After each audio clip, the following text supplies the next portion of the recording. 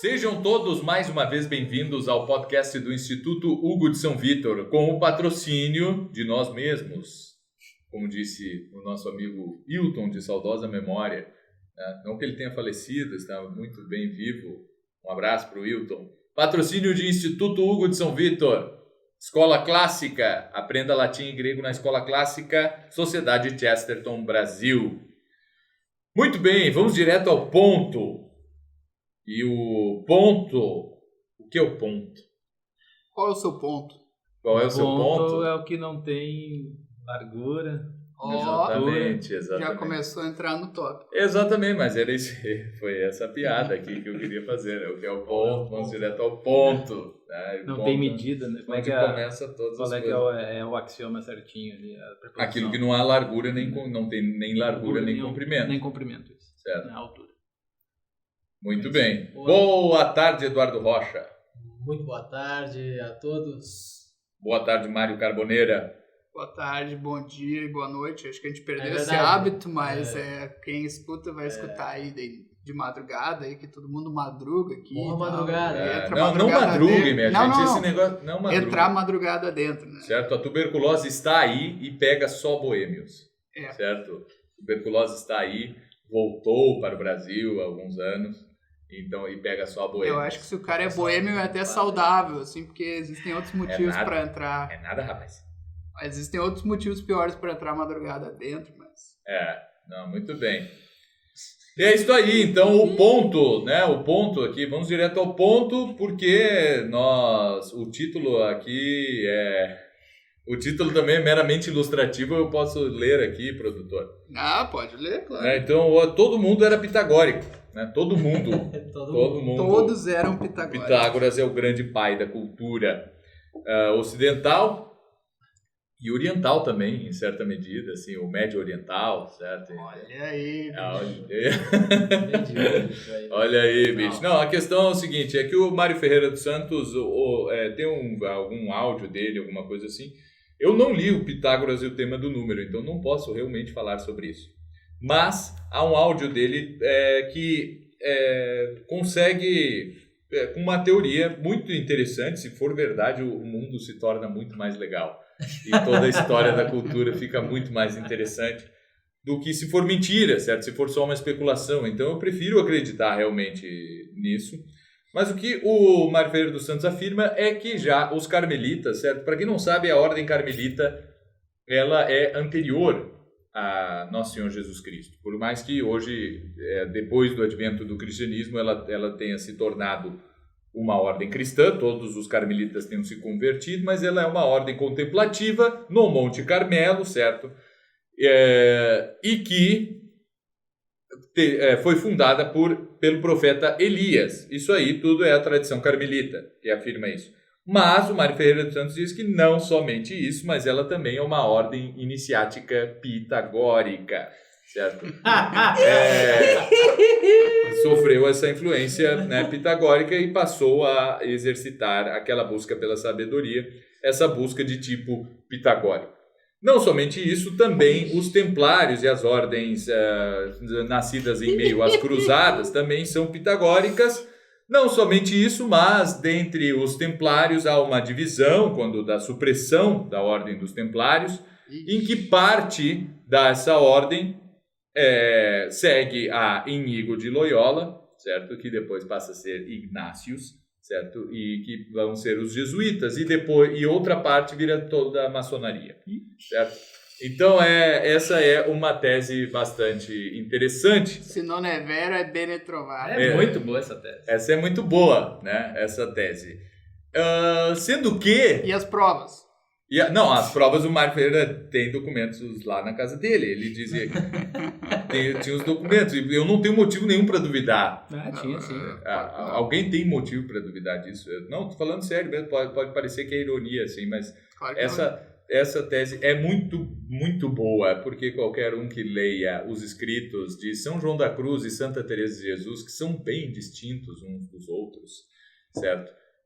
Eles não têm nada a ver em estilo, em finalidade, em cosmovisão até, assim. Mas tem alguma coisa que une realmente isso, e que também une toda essa mística espanhola do século XVI, presente, por exemplo, nos exercícios espirituais de Santo Inácio e tudo isso, certo? Sendo que isso não interessa para nada se o sujeito quer ali realmente ler essas obras como leitura espiritual, fazer os exercícios espirituais de Santo Inácio, um retiro de tipo inaciano e todas essas coisas, né? Então, por favor, leiam os místicos e os grandes santos ali que foram, inclusive, canonizados no mesmo dia, né? Santo Inácio de Loyola e Santa Teresa d'Ávila, juntamente também com São Felipe Neri, né? Cujo filho, um dos filhos, certos séculos depois, é o grande padre Tomás Vicente Tosca. Então, esse assim, aí sim. Mas esse cara é bom. Né? Então, mas esse era pitagórico, pelo jeito. Pois é. Não podia deixar então, São Felipe Neri eu não sei, mas algum dos seus filhos pode, bastante provável, certo? Quanto diz filhos? Hã? Quanto diz filhos? São filhos espirituais. Espirituais. Tá bom. Não, eu acho que precisava esclarecer. Não, pelo amor de Deus, o cara não é nem acostumado, aí os ouvintes têm que ser acostumados aí com o vocabulário que se usa sempre, né? Sempre, enfim, desde sempre. Existe uma elisão ali do espiritual. Santa Teresinha de Jesus é filha de Santa Teresa. Santa Teresinha do Menino Jesus é filha de Santa Teresa de Jesus, certo? Sim. Então, muito bem. Até por isso os religiosos são dispensados de casar, porque eles simbolicamente são pais e mães dos Exatamente. A maternidade e a paternidade são obrigações de todos, não somente dos que na carne têm também filhos, certo? É isso aí. Exatamente. Então você não tem sombra de dúvida. Mas o que são, né? O que são exatamente os pitagóricos, Mário Carboneira? Da onde surge essa tradição? Ixi, Maria. Olha, eu não sei muita coisa, não. Eu sei que era o pessoal... Não, só um pouquinho. Tu faz um podcast, mas isso vai dizer que não sabe muita coisa. Não, ele tá perguntando a tradição, assim, histórica. Não sei muita coisa. Mas por que todo mundo era Até porque ninguém sabe muita coisa. Exatamente, mas era essa a resposta certa. Essa é a resposta certa. Ninguém sabe muito. Ninguém sabe muito bem. O que existe é o pitagorismo do período helenístico. Isso sim. Isso é muito claro. Certo?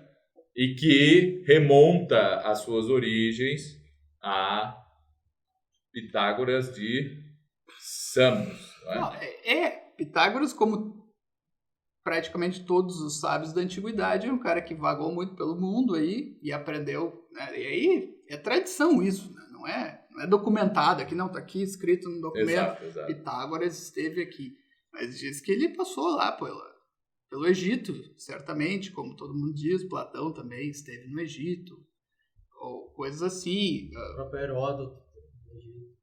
O que nós sabemos é que nosso Senhor Jesus Cristo, sim, esteve no Egito. Sim. Não esteve. Sim, mas isso aí só tá porque tá no Evangelho. Sim, só tô dizendo isso aí. Esteve quanto criança no Egito. Exatamente. Sim. Sua primeira língua era grego. Isso aí. De novo, né? Foi meio que uma pegadinha do Cristo. Exato. Mas... Tu tá caindo. E eu caí. Mas na Índia não esteve, tá? O pessoal aí quer dizer outra coisa assim. Na Índia não tem como ter. E também não deixou um livro... Não vou fazer isso aí. Isso aí é muito forte. Faz isso aí. O que tá ali no Evangelho é verdade. A questão assim, dessa época, da antiguidade toda... Sacanagem. Da antiguidade toda... Só quem tem mais informações de todos os personagens históricos é Nosso Senhor Jesus Cristo, certo? O pessoal gosta de falar assim, não, mas aqui tem um Jesus histórico. Nem se fala mais isso, porque o troço já parou lá nos anos 90 essa discussão, né? Os caras continuam no mas é só mental, sim. Continua espalhando. Beleza, mas sim, realmente que Jesus de Nazaré é a pessoa mais falada e que tem mais documentos sobre tudo, certo? E a pessoa com o maior número de fontes condiz uma com a outra e fontes externas também, certo? O pessoal acha que é só o Evangelho. Sim, né? É só retardado para não vencer. Então, Aí pega lá A Vida de Cristo do Pérez de Urbel. Sim, né? E vai lá ver. Quem desconfiar que Isso, quem tem alguma dúvida. Pega um livro, ó. Chato, assim, né? Tu quer prova, né? Então tá, Aí, uma ó, coisa aí, chata ó, e pega insuportável de ser lido. Mas tá tudo ali. Tá, não, mas então, o Pitágoras... E o Pitágoras não tem isso, certo? Não tem, as biografias do Pitágoras, elas são escritas pelo menos 400, 500, mais 600 anos depois de quando ele teria vivido, certo? Não eram pessoas que conviveram com Pitágoras, nem nada disso, né? Então nós temos ali, depois já de Cristo, quando surge com muita força dentro do movimento, dentro da cultura helenística, que veja só, a cultura helenística não é cultura grega clássica e nem grega antiga, nem arcaica e tal. Existem vários períodos da cultura grega. O helenismo é uma delas, e já não posso nem dizer mais que é grego, ela é só helenístico, não é heleno, certo? Exato. Então, e não é mais na Grécia. E é no Egito. E é no Egito, certo? E Roma. Alexandrino. Né? Então, assim, o troço está entre Alexandria e Roma, assim, esse é o helenismo. A Grécia já não é mais nada nessa época, Não. certo? Ainda há professores e tudo, o pessoal ainda vai para Atenas ali na época de Cícero e Júlio César, por exemplo, ainda foram para Atenas estudar. Sim, a Academia Platônica estava lá ainda. Tava, e muitas outras, né? Eles estudaram com os estoicos, que ainda viviam em Atenas e tudo isso, né? Mas o pitagorismo é uma coisa, Pitágoras é outra, certo? A questão é que há em Pitágoras essa grande inspiração por uma filosofia que seja mais transcendental, certo? E que havia sido, os filósofos de linha mais cética haviam abandonado. Certo? Então, a dúvida é o princípio de tudo e tudo que existe é só dúvida.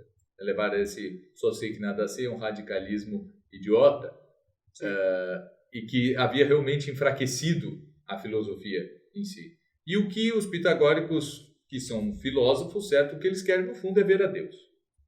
Como? E aí vem a questão. Não, só para adicionar, a outra parte da lenda que se tem de Pitágoras é que ele tinha uma escola, né, ali na Itália. Sim. Não era na Jônia? Não, é na Sicília mesmo. Na Sicília, exatamente. E aí botaram fogo na escola, com os caras dentro. Por quê? Porque eles se meteram em política, certo? Eles foram trabalhar para o governo. Aí o que acontece quando o pessoal que estuda filosofia vai trabalhar no governo? Ixi. Platão foi preso 2 vezes. Ou seja, né? Não façam isso, certo? Não. Vocês são Se maiores que tivesse isso. escutado Raul Seixas. Vocês vão pegar o tempo de vocês de contemplação e vão enfiar em outro lugar. Mais ou menos. É mais ou menos isso. Mais ou menos isso.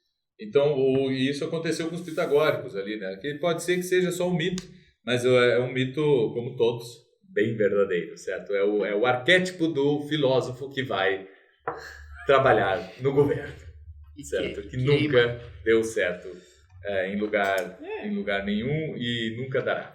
O podcast passado ficou claro. Né? Exatamente. A gente falou em tinta, né? Pois é. Exatamente. O Pessoal, assunto ia ser só tinta. No outro dia, qual é que era o assunto? Porque tinta virou outro creme. Leite condensado. leite condensado, né? Então vejam só, olha só, para ver como aqui o pessoal é profeta mesmo e tal, né? Não tem jeito. O pessoal vai dizer, vocês gravaram esse podcast depois e tal. Não, a gente gravou na segunda-feira da semana passada, ou terça-feira, antes do negócio do leite condensado. Mas a gente errou por pouco, né? Mas a gente viu ali uma lata com uma coisa pegajosa dentro.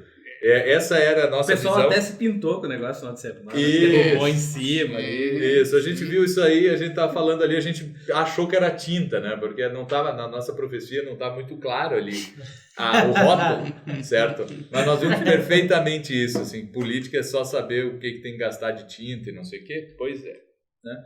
Então a gente só errou ali o conteúdo da Aí lá. tu vai lá, diz que os caras estão gastando de mais ou de menos, e aí só dá, né? Isso. Incendeio dentro de algum lugar. Aí eu te cancelo. Cancela. Mas enfim, né, o velho arquétipo, então, do filósofo que vai trabalhar com política também acontece ali. Não com Pitágoras exatamente, mas com seus alunos, certo? Que era um pessoal esquisito, que andava ali pela rua e tal, vestido diferente. Tinha uma cara meio esquisita e tal, falava de um jeito todo afetado e acabam se metendo em política e o pessoal põe fogo lá no negócio deles porque ninguém aguenta mais, né, conviver com aquele pessoal. Mas os pitagóricos é outra coisa, certo? Os pitagóricos eles pegam realmente certas tradições iniciáticas religiosas que existiam no mundo grego e associam a isso a um conhecimento de tipo mais matemático. E põe essa propedêutica toda para que se chegar à sabedoria, põe a propedêutica na própria matemática. Eles depuram bastante, né, das loucuras, me parece, pelo menos a minha impressão, das loucuras que aconteceram nesses ritos iniciáticos aí, né, e criam uma ascese, na verdade. Dizem que os ritos órficos também eram bastante ascéticos, e alguns dizem que até demais, né, que ia até ao suicídio para se livrar do corpo, e por aí vai. Mas os pitagóricos, eles limpam muito da gritaria, do sangue, de se lambuzar e não sei o quê, e fazer procissões, esse tipo de coisa, assim, procissões não católicas, né? Procissões bem diferentes, assim, né? Então... mas são... acho que o que é interessante é focar nessa ideia da propedêutica, da matemática como uma propedêutica, né? Onde a cada novo enunciado geométrico, aritmético, musical, astronômico, eu vou me aproximando um pouco mais da compreensão de algo eterno, certo? Sim. Vou me aproximando cada vez mais de algo eterno, certo? Eu vou conhecendo cada vez mais as coisas como elas realmente são, independentemente da matéria, né? E essa é a grande questão, Eduardo Rocha. Essa é a grande questão, Eduardo Rocha. Eu acho que... Fala mais alto, aí mais perto do microfone. Mas sobre qual é que é a grande questão? Não, eu não estava nem prestando atenção. Se o conhecimento da matemática... Não, o conhecimento da matemática... nos aproxima do conhecimento da eternidade. Olha só que legal. Porque se tu me disser que não, aí eu digo, pois é, pessoal, então... Não é para quem estudar matemática. Então acabou aqui o... Se não for isso, também a gente levanta e vai embora. Né? Tá, eu vou fazer uma manifestação de cunho bastante pessoal, tá? Sobre a matemática e trazer aqui alguma coisa que talvez lhe sirva. Né? Mas a coisa funciona assim. Eu acho que quando a gente pega para estudar ali geometria, tá? Vamos pegar o exemplo da geometria primeiro. Antes de pegar o da aritmética, assim, vamos seguir o Tosca, né? Para quem não conhece, vou apresentar aqui.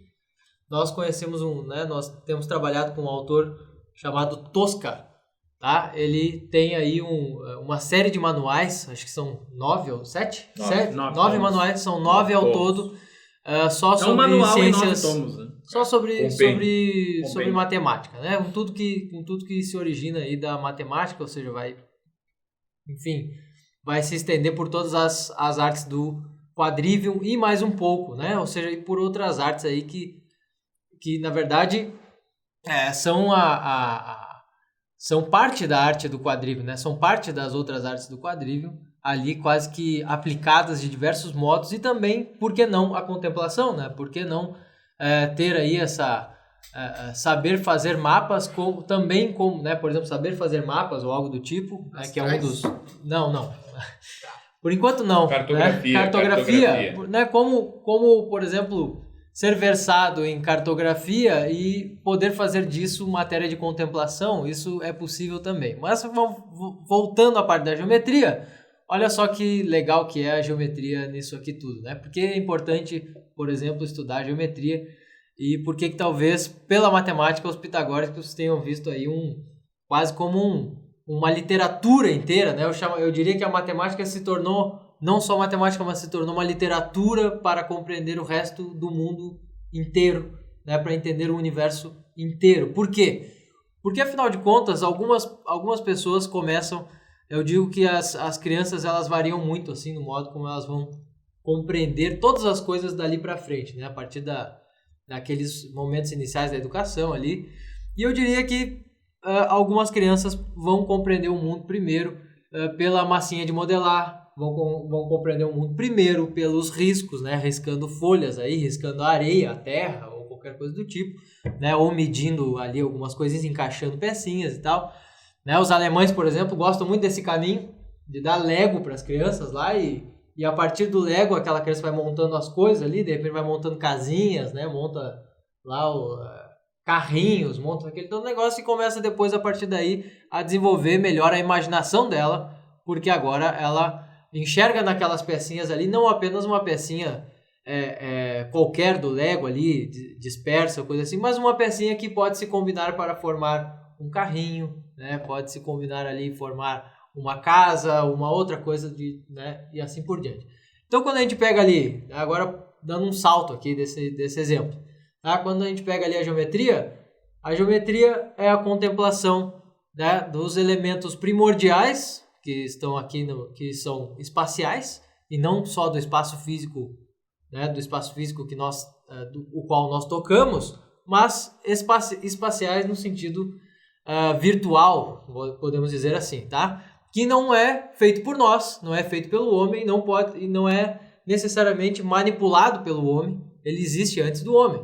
Eu posso afirmar isso, né? E aí, como é que começa a geometria de Euclides, por exemplo? Começa ali dizendo o que é um ponto. E a partir do ponto, o que é uma linha. E a partir da linha, algumas outras formas, né? E, enfim, o círculo e outras formas de polígonos e assim por diante. E depois dos polígonos, as formas tridimensionais, né? Com largura, com comprimento e altura ou profundidade, e assim por diante, né? Então, a partir dessa experiência com a geometria, nós temos ali aquele elemento primordial, que é o ponto, e o ponto, ele é como se fossem aquelas células totipotentes, né? Aquelas células que podem formar diversas outras coisas e que guardam nelas a possibilidade... Células tronco-embrionárias. Isso, pode ser... Exato, exatamente ali está a potência de todas as formas naquele ponto. E aquele ponto, ele é perfeito. Por quê? Por causa disso. Justamente, o ponto guarda nele uma correspondência com algo que é maior do que ele e que vem depois dele, ou seja, as combinações dele, né? Nós sabemos que muitas combinações não interessam para absolutamente nada. Eu posso inventar aqui uma chinforínfula do Chaves, né, como diz o outro. Sim, mas não é nada. Tá, né? Olha só, eu tenho que te interromper aqui um pouco, porque... Tá, é isso aí. Tu disseste que não depende da gente, não depende da natureza e tal, mas é que as coisas são assim. Por exemplo, um quadrado é uma figura de 4 lados iguais, certo? Certo. Mas eu não posso fazer um quadrado com só 3 figuras de 4 lados iguais e tal, né? Eu não posso mudar, assim? Eu vou mudar aqui, Não, mas eu só tô Não, eu sei, é isso aí, é para esse lado que eu queria levar aqui o negócio, né? Tu disseste ali que é um nada, né? Eu posso fazer uma combinação que não é nada. Certo? Não, eu posso fazer uma combinação que não me interesse em nada, por exemplo. Só isso. Da geometria. Na geometria eu posso fazer combinações que não me interessam em nada, mas eu encontrarei outras... que elas guardam... sentido utilitário, parece que não serve pra nada. Parece que não serve pra nada, mas eu encontro outras, por exemplo, falando de arte moderna, conceitual. Não, aí que tá, né? Pode ser também, dependendo. Mas eu acho que é isso, é o que mais não serve pra nada. A ideia aqui, onde eu quero chegar, só quero chegar no ponto de que algumas figuras, algumas formas, elas são importantes para compreender algo que está na realidade. Né? Então, por que eu devo aprender um arco capaz?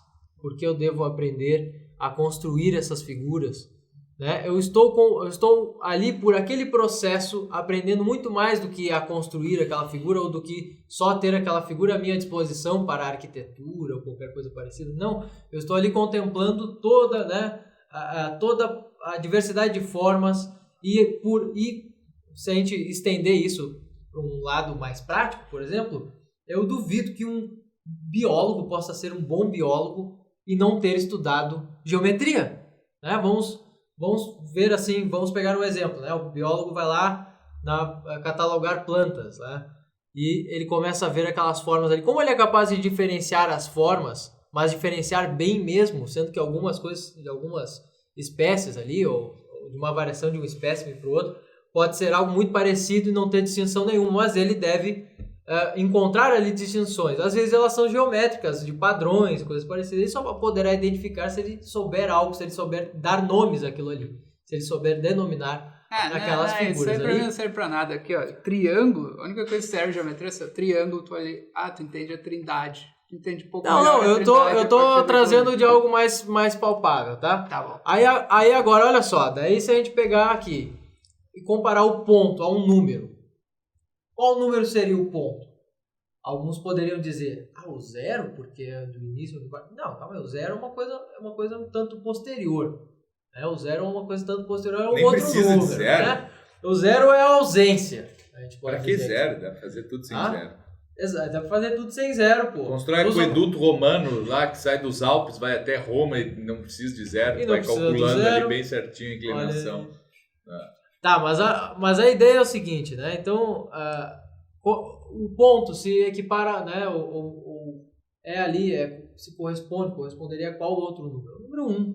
Obviamente, o número 1 pode formar, né, em termos de quantidade, se nós medirmos quantidades, o 1 pode ser a unidade para formar todos os outros números. Pode ser. Né? Não, Ele forma, exatamente. Ele pode formar no sentido de que ele tem Na potência verdade, só formar. existe o número 1, né? O resto é tudo consequência do 1. Exatamente, só existe o número 1. Por isso que se diz que ele não é. Exato, ele é tomado como aquela unidade e essa unidade não tem por que ser uma outra coisa. É apenas uma coisa, né? E se eu tenho uma bolita e eu a quebro no meio, eu já não tenho mais Quando uma tu fala em bolita. 10, quer dizer que tem 10 unidades. Ah, então, quando a gente fala aqui dessa... São 10 uns. Sim. Exato, é isso aí. Né? Então, E por isso que Deus é tudo em todos, porque Deus é o um e ele é... Exato, então aí a gente volta para os pitagóricos. Né? Então, voltando para os pitagóricos... Não, aí, mas porque, olha só, deixa eu só fazer uma parte. Porque assim, hoje em dia a matemática ela é vista como uma coisa muito excelsa, a coisa mais perfeita. Olha, isso é legal. Para fazer aplicações práticas, mas antigamente não era só para isso. Não, antigamente se fazia, na verdade, a matemática contemplativa gastava até, né? Não era me corrijam, mas eu acho que na descoberta da fórmula ali qual foi a fórmula a própria como é que a gente pode dizer ali os triângulos pitagóricos, né? Quando o padrão do triângulo pitagórico foi descoberto ali, reza a lenda que Pitágoras fez uma hecatombe, né? E queimou ali, não sei se foi uma hecatombe, mas queimou ali, fez uma churrascada ali. Ele não tá falando de uma ponte. E ele não estava alegre porque agora ele ia conseguir fazer pontes, né? Ele ia conseguir fazer prédios e não sei o que. Não, ele estava alegre porque ele descobriu algo que estava ali escondido, oculto na natureza inteira. Olha aí o oculto aí aparecendo, né? Sim. Estava ali oculto mas na agora natureza não pode falar a inteira. palavra Tá oculto. oculto, mas isso aí tanto na visão quanto na... Como é que tu faz uma harpa? piada Qual é a ruim. forma de uma harpa? Não, a piada é real. Tu vai estendendo as cordas da mesma largura, certo? Tu tens que ter cordas da mesma largura e daí tu vai formando um triângulo. Da mais grave, que vai ser a mais longa, e aí tu vai, quanto mais curta a corda estendida na mesma força, ela vai sempre baixando, vai ficando cada vez mais alto, né? Até formar um triângulo que é a harpa, certo? Exato. Então, e assim vai, né? E assim vai. Não, é que atribuído a Pitágoras o primeiro que descobriu essa relação geométrica com o som. Né? Que se eu dividir uma corda ao meio, ela produz o mesmo som sobre uma oitava acima. Ela tem o mesmo som. Como é que eu percebo isso? Só pelo ouvido, só o ouvido humano que perguntar, inclusive, para uma criança ou para alguém muito avesso à música, uma pessoa de ouvido muito ruim, tu toca tu toca ali e ele diz que são notas diferentes, assim, são diferentes, mas são iguais. Não, como iguais, não tem nada a ver, uma é mais grave, a outra é aguda, certo? Não, são a mesma nota. Não são, de jeito nenhum. Tá, mas tu não acha nada de parecido, né? Não, certo? Mas não, um ouvido minimamente treinado, ele diz, não, é a mesma coisa, só que... Num outro nível. Num outro nível, certo? Exato.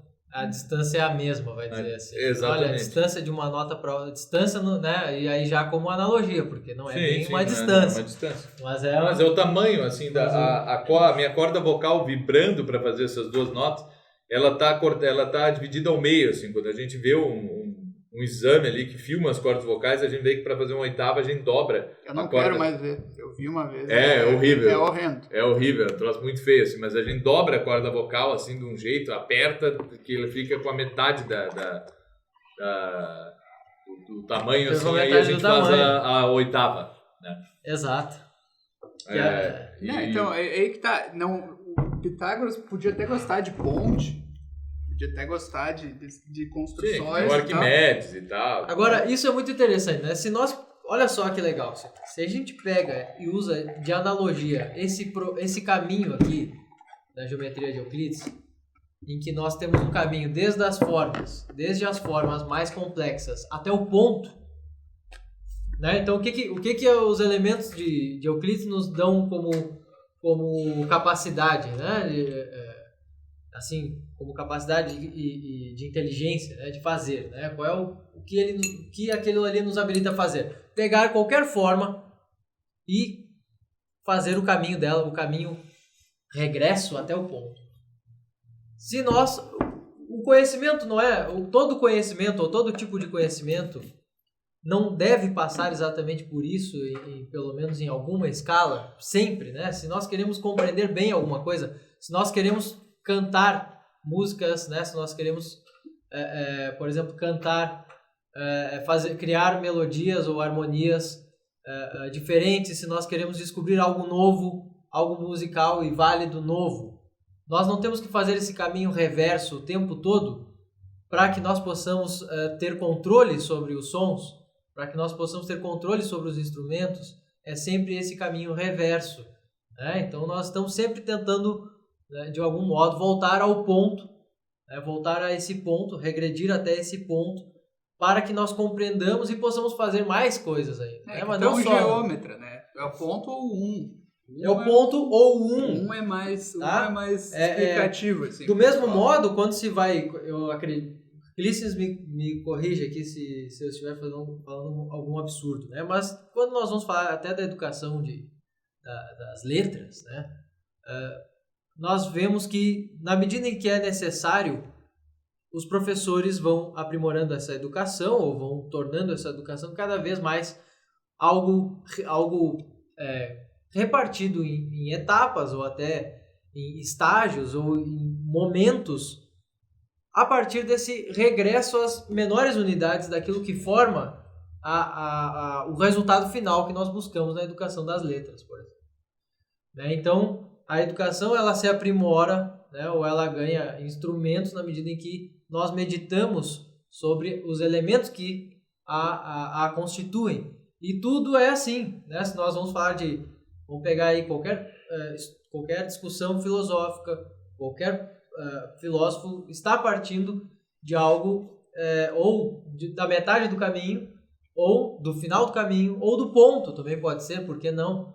Então nós temos aí um caminho, né, que pode ser visto materialmente, né, pode ser visto, imaginado quase que visualmente na geometria. E aí entra agora a polêmica sobre desenho geométrico ou apenas a imaginação. Nem vale a pena, nem vale a pena. Né? Não, isso aí não é uma polêmica. Tem uma questão ali que me surgiu na hora que estava falando, da questão do pessoal acha, a matemática é difícil. Será que é porque no ensino regular aí que a gente tem, conseguiram corromper tem uma impressão que a matemática é difícil porque conseguiram corromper as disciplinas da linguagem mais do que conseguiram corromper as da matemática? E aí a matemática parece um pouco mais difícil do que exatamente. As linguagem. A matemática tem um caminho hoje, se a gente pega aqui como uma educação de um colégio normal hoje, a matemática ela é muito mais corrigida e é tratada como se fosse algo muito mais, como é que a gente pode dizer?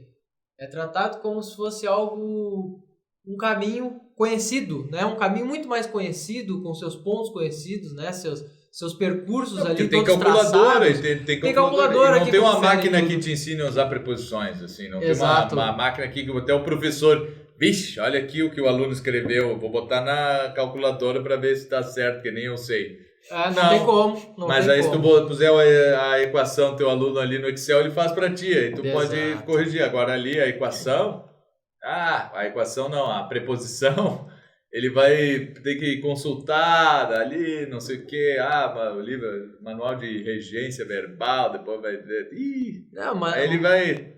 Também não faz mal errar aqui um pouquinho, também nem vou dizer que tá errado. Pelo que eu entendo da pergunta do participante oculto aqui,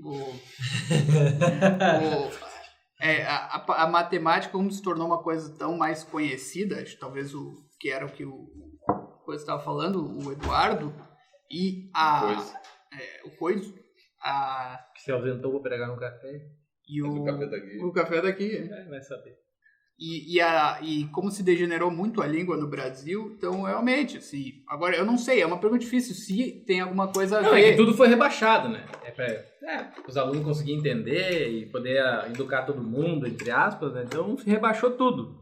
Sim. Né? A exigência, o grau de exigência. Mas parece que pode ser que o da linguagem tenha baixado mais do que o das matemáticas, e ficou uma impressão que a matemática é uma coisa muito mais difícil do que Exato, a matemática não independe da linguagem. Olha só, uma das duas são difíceis. Eu vou falar sobre estudo mais sério sempre é difícil. Mais uma coisa interessante aqui, mais uma coisa sobre a linguagem que responde um pouco dessa dúvida também.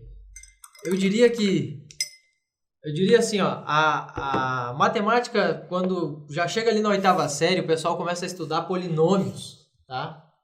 Começa a estudar polinômios e... Dinossauro. Dinossauro. Quando é que a gente vai chegar nos dinossauros? Tá acabando o tempo do podcast já. Foi o Eduardo que sugeriu. Mas olha só, quando a gente chega ali na 8ª série e vem os polinômios, eu acho que todo mundo já ouviu pelo menos falar sobre isso, né? Chega ali, os polinômios são o quê? Eles são algumas combinações, né? Eles são operações e algébricas, né? E no fim da operação ali nós encontramos formas de escrever. O que é álgebra? O que é álgebra, né?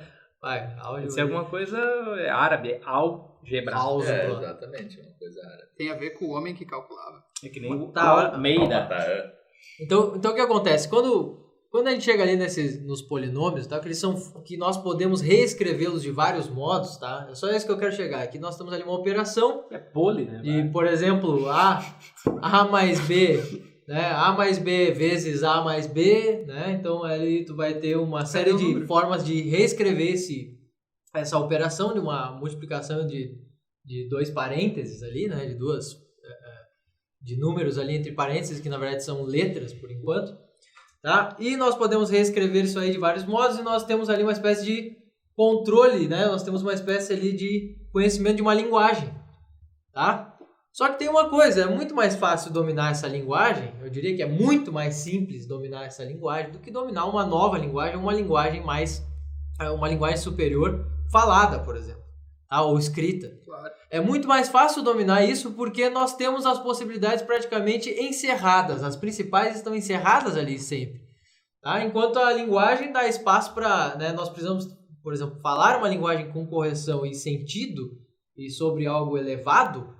É uma coisa que depende muito mais tempo, né? Depende muito mais tempo, técnica, como a gente vê, por exemplo, a técnica de escrever versos ou poesias. Eu vou até mais longe.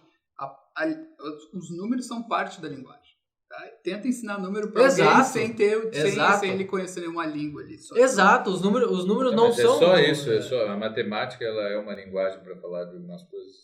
Para falar das quantidades, né? Exatamente. Então olha só, o que acontece? Quando os alunos começam a dominar essa linguagem e começam a resolver problemas que são chamados de desafios, por exemplo, o pessoal chama desafio. Desafio do latim. O desafio do latim foi mais difícil, né? Eu tenho certeza que foi mais difícil do que matemática. Uma segunda edição do desafio. Vamos fazer uma segunda edição. 15 dias. Latim com polinômio. Não, 7 dias.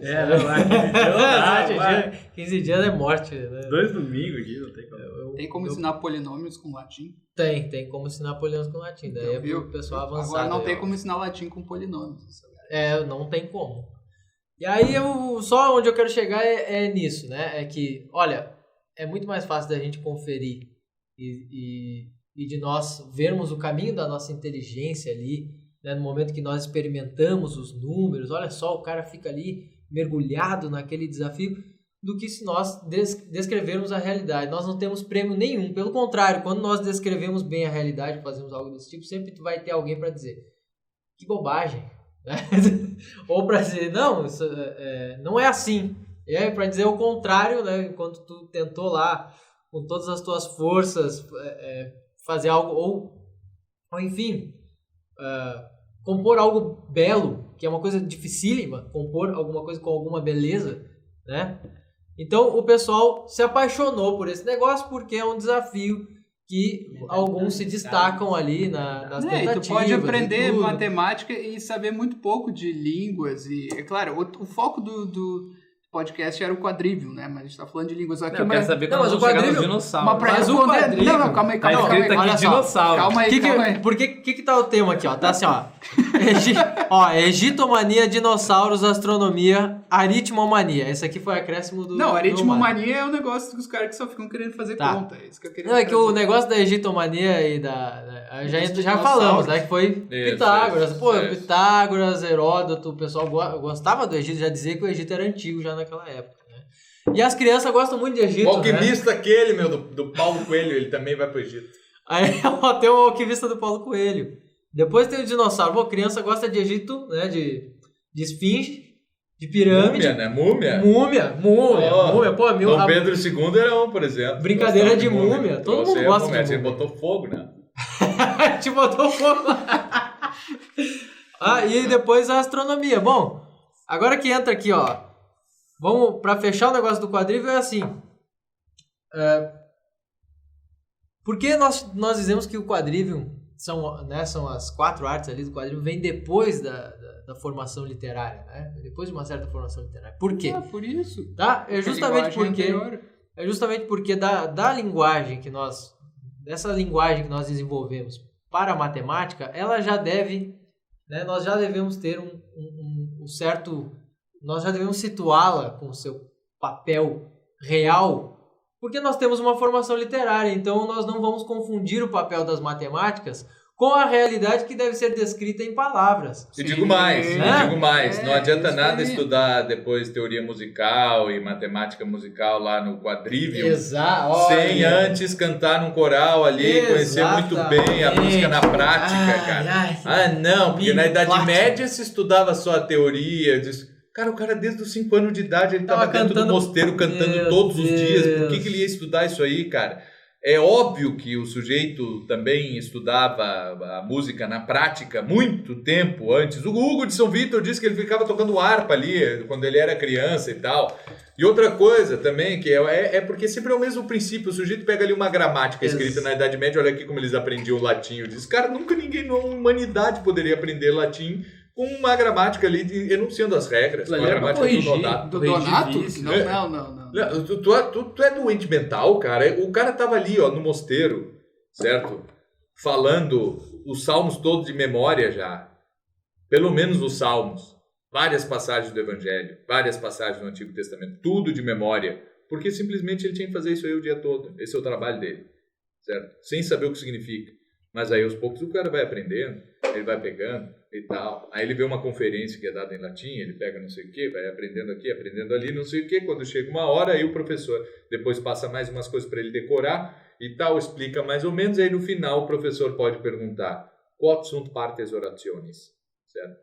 Tá, beleza. Sim, Aí tá, beleza, agora eu sei. Posso pegar um Agora eu exemplo de posso cada pegar uma aqui para lembrar. exatamente. Uma das partes da oração é os nomes numerais, né? Ou seja, vai voltar, respondendo a tua pergunta. Se o nível da linguagem caiu e os números são simplesmente uma subdivisão da linguagem, vai cair o entendimento dos números também. E por isso, muito provavelmente... Parece Não, mais complicado. A matemática A fez matemática às parece vezes. ser mais A complicado. matemática tem feito às vezes da linguagem. Da Tem linguagem feito. que nós devemos usar para Também. falar. Sim, mas isso é Reais da óbvio. beleza, Eu né? me vejo fazendo isso várias vezes por dia, quando eu dou tudo porcentagem para querer, em vez de usar um adjetivo, eu digo que é uns 60%, não sei o quê. 60%, é claro. O quê? 60% Não, do tu quê, tirou cara? isso.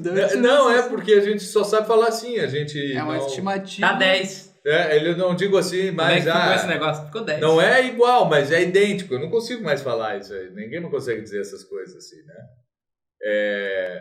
Enfim, a gente tem poucos adjetivos, a gente tem poucas coisas para nos referirmos a gente, né? É difícil falar. E ninguém sem tem usar paciência matemática. se o cara Tudo é não vai muito falar legal. do outro É jeito, só né? tudo muito legal. Esse é o É. único adjetivo que sobrou aí.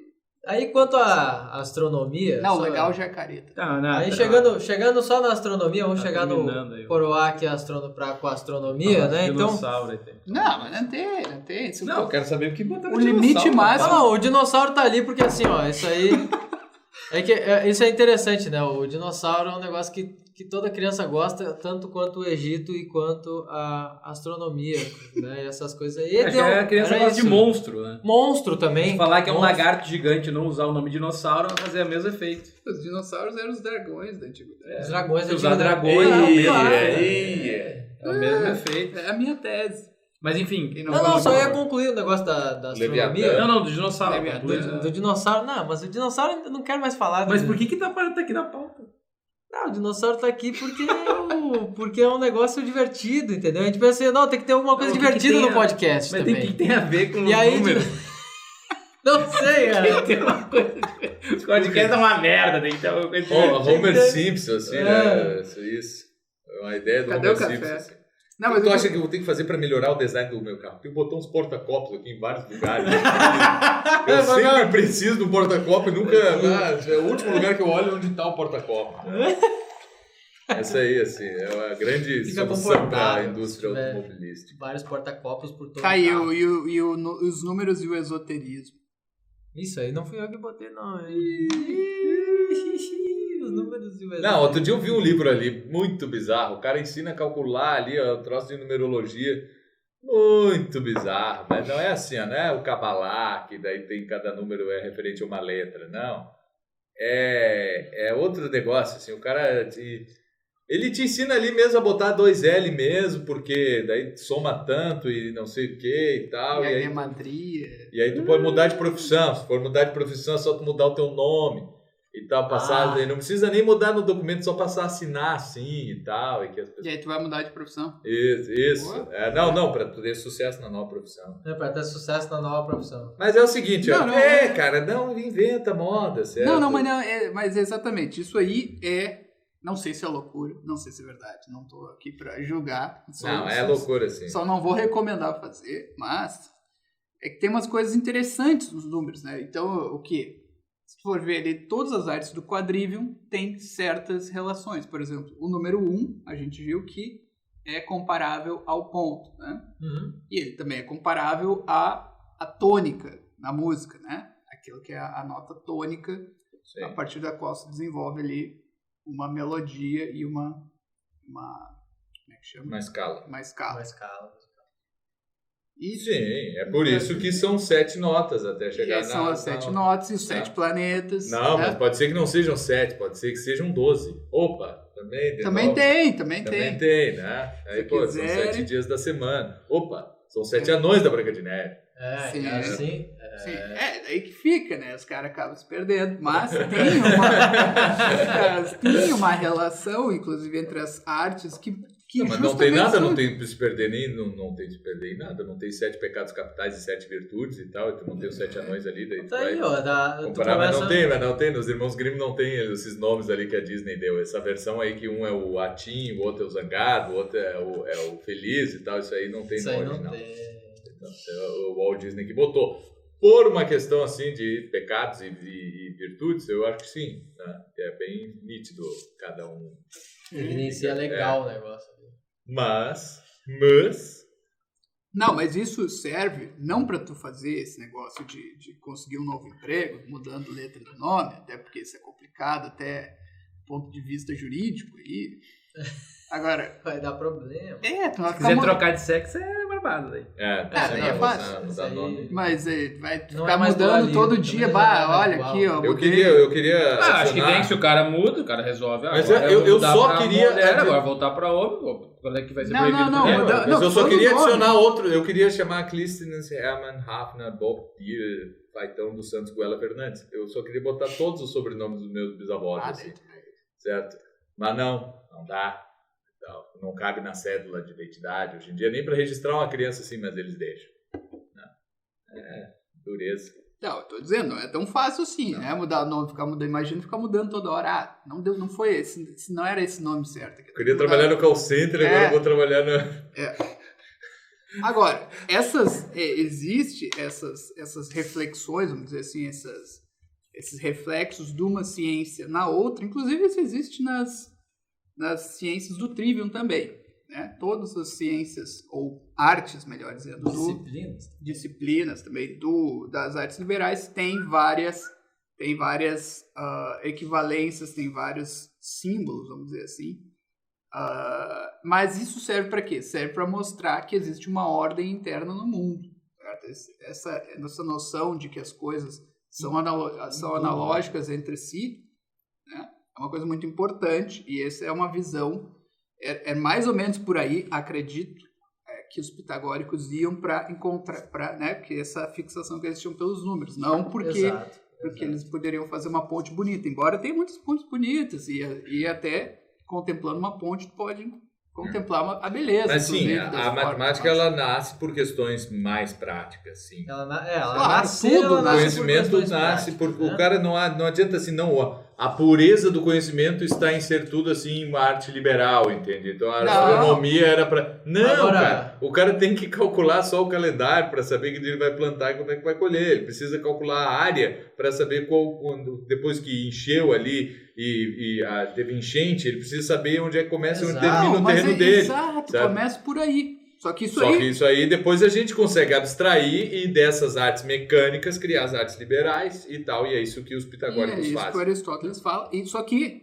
tem uma coisa importante aí. Tem gente que começa a estudar as artes liberais e esquece todo o resto, eu acho que é só porcaria. Exato. Acho que tá no mundo das abstrações. E esquece a vida, né? Esquece a vida real, onde essas coisas também partem. Esse é outro perigo, inclusive um perigo moderno aí dessas teorias matematizantes aí da física, da biologia. Exatamente. Esse é o mesmo perigo, sempre.